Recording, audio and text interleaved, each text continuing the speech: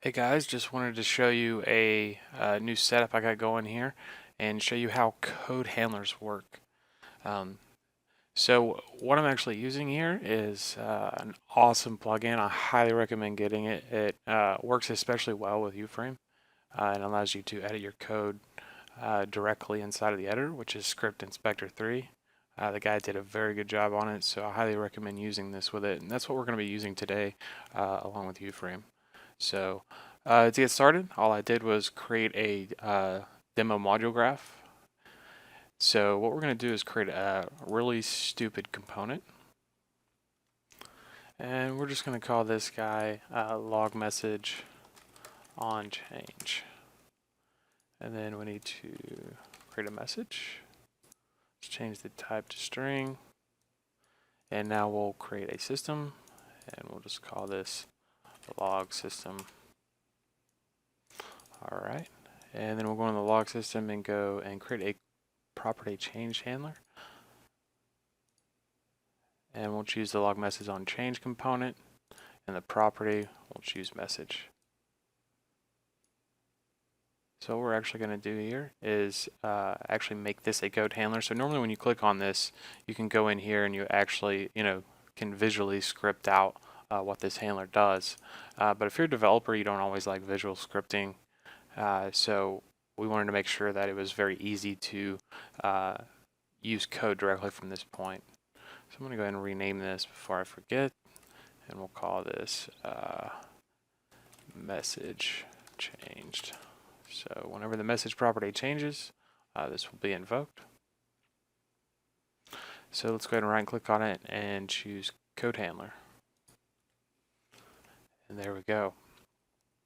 All right, so from this point, all we have to do is just save and compile this guy. Wait for it to compile.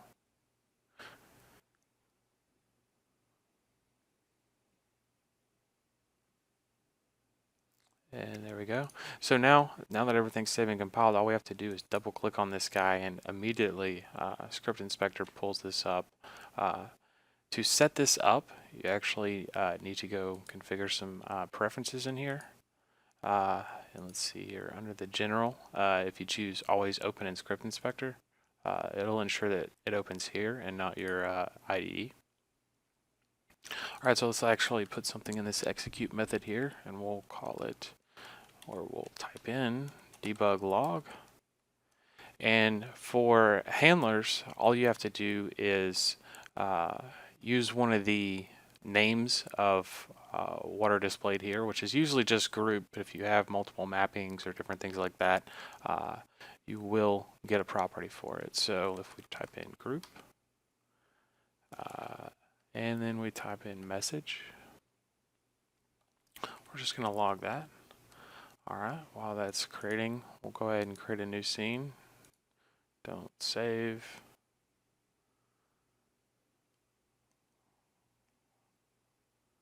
All right, so we got a new blank scene. Let's switch to our hierarchy view.